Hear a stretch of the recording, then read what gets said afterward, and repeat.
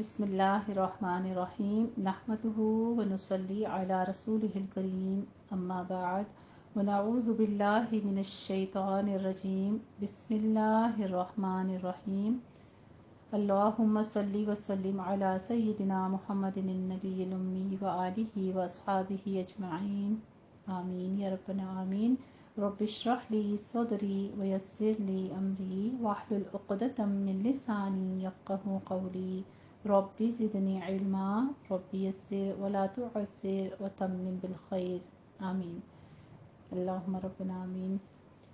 جی الحمدللہ ہم پڑھ رہے ہیں نماز نبوی صحیح احادیث کی روشنی میں، اور آج ہم جانیں گے نماز کے بارے میں، نماز کی فرضیت، اس کی فضیلت اور اس کی اہمیت۔ تو سب سے پہلے ہمارے لیے جس بات کا حکم ہوتا ہے وہ خود بھی نماز پڑھنا ہے اور اولاد کو بھی نماز سکھانے کے بارے میں آپ صلی اللہ علیہ وآلہ وسلم نے حکم فرمایا۔ رسول اللہ صلی اللہ علیہ وآلہ وسلم نے فرمایا، اپنے بچوں کو نماز پڑھنے کا حکم دو جب وہ 7 سال کے ہو جائیں، اور جب وہ 10 برس کے ہوں تو انہیں ترک نماز پر مارو اور ان کے بستر جدا کر دو۔ اس حدیث میں رسول اللہ صلی اللہ علیہ وآلہ وسلم والدین کو حکم فرما رہے ہیں کہ وہ اپنی اولاد کو 7 برس کی عمر ہی میں نماز کی تعلیم دے کر نماز کا عادی بنانے کی کوشش کریں، اور اگر وہ 10 برس کے ہو کر نماز نہ پڑھیں تو والدین تعدیبی کارروائی کریں، انہیں سزا دے کر نماز کا پابند بنائیں، اور 10 برس کی عمر کا زمانہ چونکہ بلوغت کے قریب ہے اس لیے انہیں اکٹھا نہ سونے دیں، یعنی جب 7 سال سے اوپر ہو جائے بچہ تو بہنوں کو، بہن بھائیوں کو آپس میں ایون اپنے بستروں سے بھی کوشش کرنی چاہیے کہ بالکل ہی بستر الگ کر دیں۔ اگر تو کمرے آپ کے پاس اویلیبل ہیں تو کمرے الگ کر دیں، نہیں تو کم از کم بستر ضرور الگ کر دینی چاہیے۔ اکٹھے سونا یا ایک چادر کے اندر سونا جو ہے وہ ناپسند فرمایا ہے۔ ترک نماز کفر کا اعلان ہے۔ سیدنا جابر رضی اللہ تعالی عنہ سے روایت ہے کہ رسول اللہ صلی اللہ علیہ وآلہ وسلم نے فرمایا، ایمان اور شرک اور کفر کے درمیان فرق کرنے والی چیز صرف نماز ہے۔ تو اس کو نماز کا چھوڑ دینا کیا کہا گیا؟ کفر کہا گیا ہے۔ اس کا مطلب یہ ہے کہ اسلام اور کفر کے درمیان نماز دیوار کی طرح حائل ہے۔ دوسرے لفظوں میں ترک نماز مسلمان کو کفر تک پہنچانے والا ہے۔ انسان نماز نہیں پڑھتا تو مختلف جگہوں پہ بھٹک جاتا ہے، جھوٹ بھی بولتا ہے، چوری بھی کرتا ہے، زنا بھی کرتا ہے، یعنی جب انسان باوضو حالت میں ہوتا ہے اور 5 وقت اپنے رب سے ملاقات کرتا ہے تو نماز بہت ساری فحشاء سے روک لیتی ہے انسان کو۔ سیدنا بریدہ رضی اللہ تعالی عنہ سے روایت ہے کہ رسول اللہ صلی اللہ علیہ وآلہ وسلم نے فرمایا، ہمارے اور ان منافقوں کے درمیان عہد نماز ہے، جس نے نماز چھوڑ دی بس اس نے کفر کیا۔ اس حدیث کا مطلب یہ ہے کہ منافقوں کو جو امن حاصل ہے کہ وہ قتل نہیں کیے جاتے اور ان کے ساتھ مسلمانوں جیسے سلوک روا رکھا جاتا ہے اور انہیں مسلمان سمجھا جاتا ہے، تو اس کی وجہ یہ ہے کہ وہ نماز پڑھتے ہیں، اور ان کا نماز پڑھنا ان کے اور مسلمانوں کے درمیان ایک عہد ہے جس کے سبب منافقوں کی جان اور ان کا مال مسلمانوں کی تلوار اور یلغار سے محفوظ رہے، اور جس نے نماز ترک کی تو اس نے اپنے کفر کا اظہار کر دیا۔ مسلمان بھائیوں، غور کرو کس قدر خوف کا مقام ہے کہ ترک نماز کفر کا اعلان ہے۔ عبداللہ بن شقیق رحمہ اللہ تعالی روایت کرتے ہیں کہ صحابہ کرام رضی اللہ تعالی عنہم اعمال میں سے کسی چیز کو ترک کرنے کو کفر نہیں سمجھتے تھے سوائے نماز کے۔ سیدنا ابو درداء رضی اللہ تعالی عنہ سے روایت ہے کہ رسول اللہ صلی اللہ علیہ وآلہ وسلم فرماتے ہیں، جو شخص نماز چھوڑ دے تو یقیناً اس سے اللہ کی حفاظت کا ذمہ ختم ہو گیا۔ ابن عمر رضی اللہ تعالی عنہما سے روایت ہے کہ رسول اللہ صلی اللہ علیہ وآلہ وسلم نے فرمایا، جس شخص کی نماز عصر فوت ہو جائے تو گویا اس کا اہل یعنی اس کا گھر بار اور مال لوٹ لیا گیا۔ سیدنا بریدہ رضی اللہ تعالی عنہ کہتے ہیں کہ رسول اللہ صلی اللہ علیہ وآلہ وسلم نے فرمایا، جس شخص نے نماز عصر چھوڑ دی اس کے اعمال باطل ہو گئے۔ فضیلت نماز کے بارے میں جانتے ہیں۔ یہ تمام احادیث مبارکہ جو میں نے ابھی آپ کو بتائی ہیں نماز سے ریلیٹڈ، سب صحیح بخاری اور صحیح مسلم سے لی گئی ہیں۔ فضیلت نماز کے بارے میں سیدنا ابو ہریرہ رضی اللہ تعالیٰ عنہ روایت کرتے ہیں کہ رسول اللہ صلی اللہ علیہ وآلہ وسلم نے فرمایا، الصلوات الخمس والجمعۃ الی الجمعۃ کفارۃ لما بینہن ما لہم تخشی الکبائر۔ 5 نمازیں ان گناہوں کو جو ان نمازوں کے درمیان ہوئے مٹا دیتی ہیں، اور اسی طرح ایک جمعہ دوسرے جمعے تک کے گناہوں کو مٹا دیتا ہے جبکہ کبیرہ گناہوں سے اجتناب کیا گیا ہو۔ مثلاً فجر کی نماز کے بعد جب ظہر پڑھیں گے تو دونوں نمازوں کے درمیان عرصے میں جو گناہ لغزشیں اور خطائیں ہو چکی ہوں گی اللہ تعالیٰ انہیں بخش دے گا۔ اسی طرح رات اور دن کے تمام صغیرہ گناہ نماز پنجگانہ سے معاف ہو جاتے ہیں۔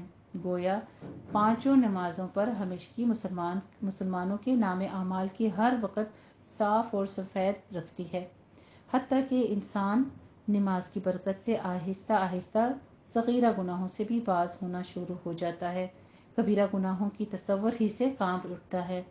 سیدنا ابو ہریرہ رضی اللہ تعالیٰ عنہ روایت کرتے ہیں کہ رسول اللہ صلی اللہ علیہ وآلہ وسلم نے صحابہ رضی اللہ تعالیٰ عنہم سے فرمایا، بھلا مجھے بتاؤ، اگر تم میں سے کسی کے دروازے کے باہر نہر ہو اور وہ اس میں ہر روز 5 بار نہائے، کیا پھر بھی اس کے جسم پر میل کو چیل باقی رہے گا؟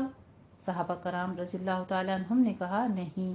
آپ صلی اللہ علیہ وآلہ وسلم نے فرمایا، یہی مثال 5 نمازوں کی ہے، اللہ تعالیٰ ان کے سبب گناہوں کو معاف کر دیتا ہے۔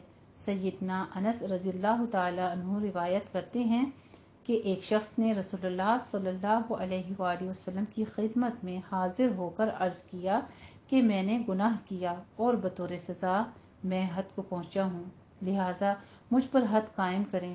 آپ صلی اللہ علیہ وآلہ وسلم نے اس سے حد کا حال دریافت نہ کیا، یہ نہ پوچھا کہ کون سا گناہ کیا ہے، اتنے میں نماز کا وقت آ گیا۔ اس شخص نے آپ کے ساتھ نماز پڑھی۔ جب آپ نے نماز پڑھ لی تو وہ شخص پھر کھڑا ہوا اور کہنے لگا کہ اللہ کے رسول، تحقیق میں حد کو پہنچا ہوں، لہٰذا مجھ پر اللہ کا حکم نافذ کیجیے۔ دیکھ لیجئے صحابہ کرام کا لیول کیا تھا اس وقت، خوف کا اور ندامت کا، ضمیر کی ملامتی کا، کہ وہ نماز پڑھنے کے بعد بھی رسول اللہ صلی اللہ علیہ وسلم کے پاس کھڑے ہو گئے اور فرمانے لگے کہ مجھ پر حد قائم کر دیجیے۔ آپ صلی اللہ علیہ وآلہ وسلم نے فرمایا، کیا تو نے ہمارے ساتھ نماز نہیں پڑھی؟ اس نے کہا، پڑھی ہے۔ تو آپ صلی اللہ علیہ وآلہ وسلم نے فرمایا، اللہ نے تیرا گناہ بخش دیا۔ سبحان اللہ!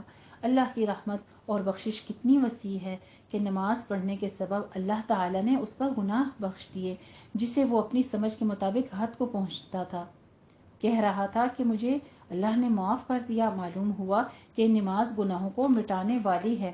سیدنا ابن عمر رضی اللہ تعالیٰ عنہ سے روایت ہے کہ رسول اللہ صلی اللہ علیہ وآلہ وسلم نے فرمایا، بندہ جب نماز پڑھنے کے لیے کھڑا ہوتا ہے تو اس کے گناہ اس کے سر اور کندھوں پر آ جاتے ہیں، پھر جب وہ رکوع یا سجدہ کرتا ہے تو یہ گناہ ساقط یعنی معاف ہو جاتے ہیں۔ سیدنا عبادہ بن صامت رضی اللہ تعالیٰ عنہ سے روایت ہے کہ رسول اللہ صلی اللہ علیہ وآلہ وسلم نے فرمایا، اللہ تعالیٰ نے 5 نمازیں فرض کی ہیں، جس نے ان کے لیے اچھا وضو کیا، انہیں وقت پر ادا کیا، انہیں خشوع کے ساتھ پڑھا اور ان کا رکوع پورا کیا، تو اس نمازی کے لیے اللہ کا عہد کہ وہ اسے بخش دے گا، اور جس نے ایسا نہ کیا اس کے لیے اللہ کا عہد نہیں ہے، چاہے وہ جتنا بھی اسے بخش دے اور چاہے تو اسے عذاب دے۔ سیدنا عمارہ بن ربیبہ رضی اللہ تعالیٰ عنہ روایت کرتے ہیں کہ رسول اللہ صلی اللہ علیہ وآلہ وسلم نے فرمایا، جو شخص آفتاب کے طلوع غروب سے پہلے فجر اور عصر کی نماز پڑھے گا وہ شخص ہرگز آگ میں داخل نہیں ہوگا۔ سیدنا عثمان رضی اللہ تعالیٰ عنہ روایت کرتے ہیں کہ رسول اللہ صلی اللہ علیہ وآلہ وسلم نے فرمایا، جس شخص نے نماز عشاء باجماعت ادا کی تو اس کے لیے اتنا ثواب ہے کہ گویا اس نے آدھی رات تک قیام کیا، اور جس نے صبح کی نماز باجماعت پڑھی تو اتنا ثواب پایا کہ گویا اس نے تمام رات نماز پڑھی۔ سیدنا جندب بصری رضی اللہ تعالیٰ عنہ روایت کرتے ہیں کہ رسول اللہ صلی اللہ علیہ وآلہ وسلم نے فرمایا، جس شخص نے صبح کی نماز پڑھی وہ اللہ کے ذمے عہد و امان میں ہے۔ سیدنا ابو ہریرہ رضی اللہ تعالیٰ عنہ روایت کرتے ہیں کہ رسول اللہ صلی اللہ علیہ وآلہ وسلم نے فرمایا، تمہارے پاس فرشتے رات اور دن کو باری باری آتے ہیں، وہ آنے اور جانے والے فرشتے نماز فجر اور نماز عصر میں جمع ہوتے ہیں۔ جو فرشتے رات کو تمہارے پاس رہیں وہ آسمان پر جاتے ہیں تو ان کا رب ان سے پوچھتا ہے، حالانکہ وہ اپنے بندوں کا حال خوب جانتا ہے، تم نے میرے بندوں کو کس حال میں چھوڑا؟ وہ فرشتے کہتے ہیں، ہم نے انہیں اس حال میں چھوڑا کہ وہ نماز پڑھ رہے تھے، اور ہم ان کے پاس اس حال میں گئے کہ وہ نماز پڑھ رہے تھے۔ سیدنا ابو ہریرہ رضی اللہ تعالیٰ عنہ سے روایت ہے کہ رسول اللہ صلی اللہ علیہ وآلہ وسلم نے فرمایا، منافقوں پر فجر اور عشاء کی نماز سے زیادہ بھاری کوئی چیز نہیں۔ اگر انہیں ان نمازوں کا ثواب معلوم ہو جائے تو ان میں ضرور پہنچیں گے، شامل ہوں گے، اگرچہ انہیں سرین پر گھسیٹ کر آنا پڑے۔ سرین پر گھسٹ کر آنے کا مطلب یہ ہے کہ اگر پاؤں سے چلنے کی طاقت نہ ہو اور ان نمازوں کے ثواب اور اجر کی کشش انہیں چوتڑوں کے بل بھی اگر لے کر مسجد پہنچے تو وہ مجبور کر دے گی، یعنی ہر حال میں پہنچیں گے۔ نبی کریم صلی اللہ علیہ وآلہ وسلم کو نماز عصر اس قدر پیاری تھی کہ جب جنگ خندق کے دن کفار کے حملے اور تیر اندازی کے سبب یہ نماز فوت ہو گئی تو آپ کو شدید رنج پہنچا۔ اس پر نبی کریم صلی اللہ علیہ وآلہ وسلم کی زبان مبارک سے یہ الفاظ نکلے، ہمیں کافروں نے درمیانی نماز یعنی نماز عصر سے باز رکھا حتیٰ کہ سورج بھی غروب ہو گیا، اللہ تعالیٰ ان کے گھروں اور قبروں کو آگ سے بھر دے۔ استغفر اللہ العظیم۔